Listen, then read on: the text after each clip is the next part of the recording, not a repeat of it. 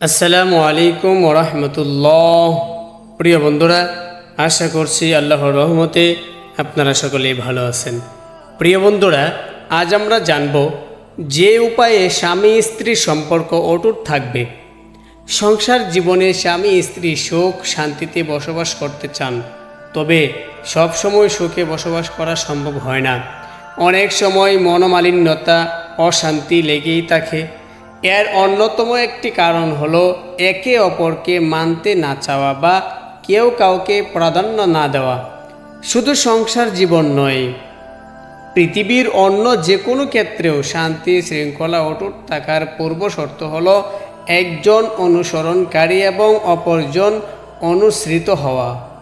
বর্তমানে সবাই সুখ শান্তি ঐক্য চায়, তবে কেউ এর মূল ভিত্তির বিষয়টি ভেবে দেখে না। অথচ দুইজন মানুষ বা কয়েকজন একসঙ্গে বসবাসের ক্ষেত্রে শান্তির মূল মন্ত্র হলো একজনকে অনুকরণীয় হিসেবে মেনে নেওয়া এবং তার আনুগত্য স্বীকার করে নেওয়া। যেখানে অনুকরণীয় ও অনুসরণকারী থাকবে না, সবাই নিজেকে অপরের সমকক্ষ মনে করবে এবং নিজেকে অপরের কাছে অনুসরণীয় হওয়ার দাবি করবে, সেখানে শান্তি শৃঙ্খলা থাকতে পারে না। এই জন্য এই বিষয়টিতে স্বামী স্ত্রীর বুঝে শুনে কাজ করা উচিত এবং স্ত্রীদের স্বামীর সঙ্গে সমকক্ষতার দাবি করা মোটেও উচিত নয়। তার অন্তর থেকে স্বামীর বরাবর হওয়া চিন্তা ঝেড়ে ফেলা উচিত, কারণ এমন ভাবনা থেকেই সংসারের অধিকাংশ অশান্তি সূচনা হয়ে থাকে।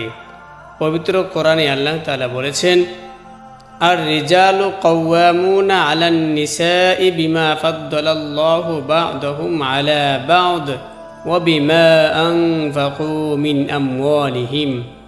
পুরুষরা নারীদের তত্ত্বাবধায়ক এই কারণে যে আল্লাহ তাদের একের উপর অন্যকে শ্রেষ্ঠত্ব দিয়েছেন এবং যেহেতু তারা নিজেদের সম্পদ থেকে ব্যয় করে। এই আয়াতে পুরুষদের কর্তব্য ও দায়িত্বশীলতার দুটি কারণ বলা হয়েছে। প্রথমটি হলো আল্লাহ প্রদত্ত, যেমন পুরুষোচিত শক্তি ও সাহস এবং মেধাগত যোগ্যতায় পুরুষ সৃষ্টি জগৎ ভাবেই নারীর তুলনায় অনেক বেশি। দ্বিতীয়টি হলো সব উপার্জিত এই দায়িত্ব শরীয়ত পুরুষের উপর চাপিয়েছে মহিলাদেরকে তাদের প্রাকৃতিক দুর্বলতার কারণে এবং তাদের সতীত্বশীলতার এবং পবিত্রতার হেফাজতের জন্য। ইসলাম বিশেষ করে তাদের জন্য অতিও জরুরি যে বিধিবিধান প্রণয়ন করেছে, সেই কারণেও উপার্জনের ঝামেলা থেকে তাদেরকে অব্যাহত দেওয়া হয়েছে। আল্লাহ তাআলা আমাদেরকে সংসার জীবনে সুখীময় হওয়ার তৌফিক দান করুন। আমিন।